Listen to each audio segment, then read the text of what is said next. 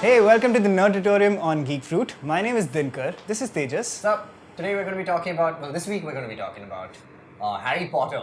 And I want to put a disclaimer out first that I don't think we're the most knowledgeable people about Harry Potter. Are you a super nerd? Are you like a I mean, Harry of Potter course. nerd? Yeah. Like, but no, because there's Covered levels. everything. There's levels of this. There's Okay, levels, yeah. like, I think Books on Toast did a Harry Potter quiz. It was super daunting to take part because that's like in depth. Like it's like Yeah. Star Wars. You can go like super. You can go full. Yeah. Nerd, and then like remember names of like wands and stuff like horsehair and. Are there never that many? horsehair. The stuff that goes into ones you don't Yeah, I'll remember. never remember There aren't that. one names, are there? There's Elder.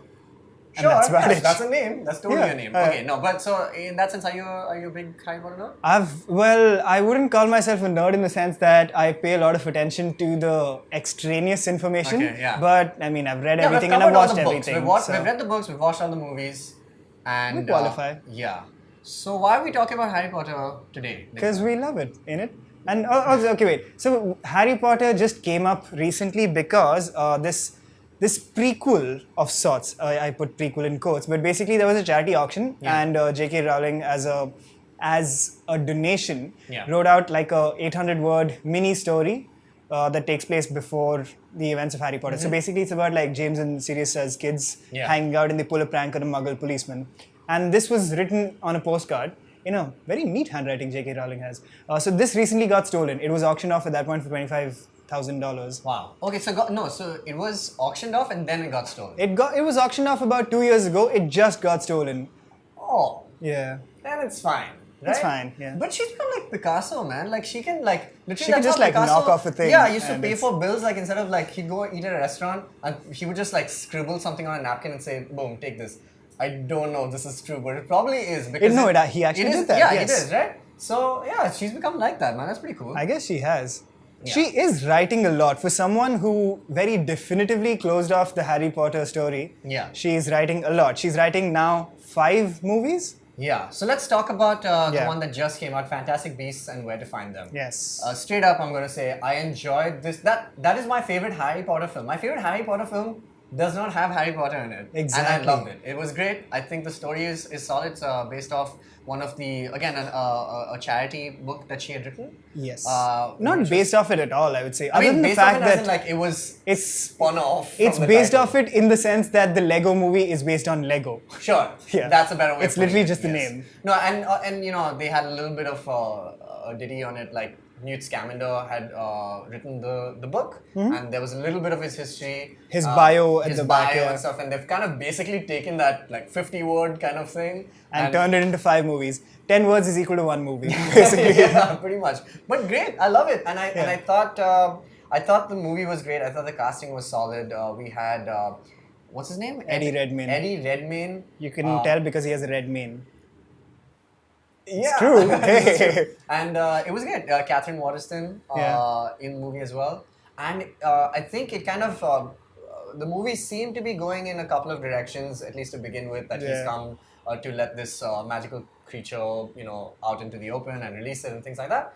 But I think they built some really, really great characters in the film, and just basically came down to the final last act with the reveal, and this is a spoiler, we're going to spoiler territory here, so stop if you haven't seen the movie, which I suggest because it's great. But we are revealed that Colin Farrell's character is actually Grindelwald, who is using a polyjuice potion of some sort, and he's being played by Johnny Depp. Yeah. Oh my god! Johnny Depp in like full ham mode, by the way. Full, but amazing. Like I was very happy to see Johnny Depp. I was just like, this was a really smart twist, which I hadn't known about. Did you know? Yeah, I didn't know at all, and I was just like, oh my god, is that Johnny Depp? Yeah. And it was. It's it's similar. He did the same thing in 22 Jump Street, where he turns up as sure, as the original. Again, as the He original. dies in that, right? Yeah. Sorry, spoilers. for 22 Jump Street. Who cares? Yeah. Or 21 Jump Speaking Street. of which, did 23 Jump Street the mashup between MIB and is that happening? I think it is. Because I'm looking forward. I feel like that joke they had at the end of 22 Jump Street, where they're like, "Oh, we'll do all these sequels. They're actually going to go through with it." Yeah. But anyway, right. Let's get back to Harry Potter. So what do you think? They're going to follow these movies now, Fantastic Beasts, with 4 sequels, Yeah. Jude Law has just been cast as young Albus Dumbledore. What do you think about that? I thought, how old is Jude Law, by the way? In his 40s, I think. Okay, so I thought they'd cast somebody slightly older. It doesn't matter. I think Dumbledore is like 150 when we meet him in the Harry Exactly, Potter and he series. looks about 70-ish. Exactly. Yeah. The Richard Harris version, I think, was slightly older than the Michael Gambon version. But in any case, I thought they would pick something like Hugh Laurie or something. But I feel like That would have been, if it would have been Hugh Laurie, that would been be amazing. Yeah. But I think it's cause longevity, man. Like Hugh Laurie's already in his 50s, 60s. Yeah. Yeah, and they're doing 4 of these movies. So I'm saying give or take 2 years between every movie. He's gonna be like 70 years old when he's doing like the last film, and that's Yeah. the penultimate fight between him and his lover Grindelwald. Yes. That's also a thing. So, They're well, lovers. It's yeah. great. Wanna see it Spoiler for the books, I suppose. But Why would you go into an in-depth discussion? actually, about Harry it's not Potter? even in the books, is it? It's that they're a- lovers. again, it's it's a piece of heavily exchange. implied. Uh, Or is it said? See, they said that Grindelwald and maybe it's not said. I think It's she not, may it's have not. confirmed in one of the Pottermore things. Yeah, maybe. But they said she revealed that Albus Dumbledore was gay, and later on she said that they were very close. Yes. Friends before they became enemies. It would be really interesting. I mean, where have we seen a huge good versus evil battle that started out as a friendship of this nature, Of a gay nature. of a homosexual nature? Yeah. Yeah, which is cool. Like I mean, we've seen it in any other format, like in House of Cards or something. Yeah. But like this would be first. And This it would be great. amazing. I think why we are so excited about Fantastic Beasts is, you remember when we were watching Fantastic Beasts? It Yeah. had this like freshness to it that the Yeah. last like 4 Harry Potter movies just didn't. It's the thing of not knowing where the story's Yeah. gonna go. And I think that's that at least was the problem with Game of Thrones, is that people who had read the books, it was exactly like how kids used to tease you in like school when we were like in 8th grade. And we just came to 8th grade, we were like, wow, we're in 8th grade, man, it's so cool. And then the 9th grade guy's like, wait, man, just come to 9th grade. You don't know what's gonna happen in Yeah. 9th grade, dude. That's the stuff. It's the same thing with the books. Every time I would say like, wow, this season was great of Game of Thrones, they'd be like, bro, ye to kuch bhi nahi hai. And then like Yeah, the wait next for the book is books. gonna. And now that's over. Now we've kind of crossed over where the books have ended. In Game of we've Thrones, kind of yeah. moved forward. So similarly, I think we're in a position here in the Harry Potter universe for the first time where we don't know what's gonna happen. So that's gonna be great. Where unlike now the eventual, what I'm gonna say is an eventuality, which is Harry Potter and the Cursed Child, when they make that, when Daniel Radcliffe kind of grows older, I suppose. And he becomes an older Yeah, Harry. and they probably will make that. That's gonna be good. Did Yeah. you read that book? Yeah. Did you read the play? The screen, the play, the, Yeah. what do you call it? Play? The play, yeah. The text of the play. It was good. I liked it. I thought It was called the rehearsal script. or a something like that. rehearsal Yeah, script. yeah, yeah. Right, okay.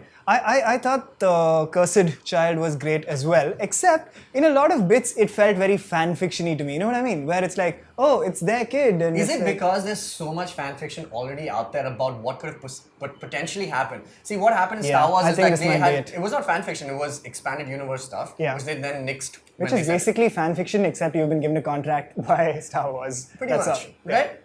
I mean, so anything felt like it was like, nah, this is somebody's opinion of what could have Yeah. happened.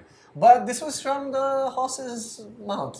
I guess so. But I mean, this has happened to me before. There was this big gap between Goblet of Fire and Order of the Phoenix, remember? Between 4 Yeah, and 5. yeah, that's true, yeah. And in that time is when, just to like fulfill my Harry Potter craving, I started reading a bunch of fan fiction.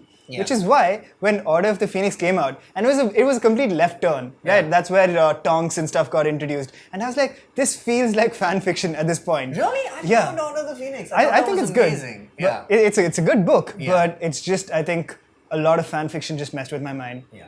So I'm gonna close this episode with this thought. Yes. I feel like there are very few stakeholders in the world who can do what J.K. Rowling is doing.